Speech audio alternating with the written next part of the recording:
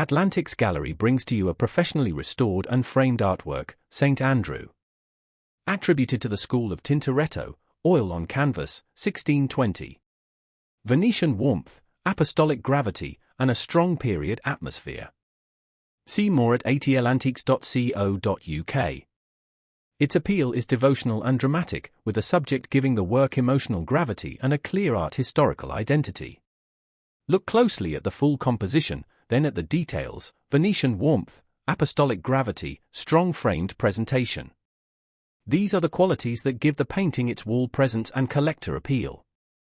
The catalogue notes strengthen the story of the piece, connecting its composition, subject and visual language with related works and the tradition behind it. Its restoration adds to the sense of care around the object, bringing the surface, color, and presentation into a condition that invites confident inspection.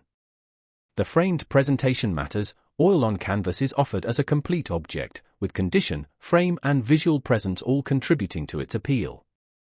For a collector, this is an opportunity to acquire a visually strong, professionally presented artwork with character, documentation, and a clear route to inquiry.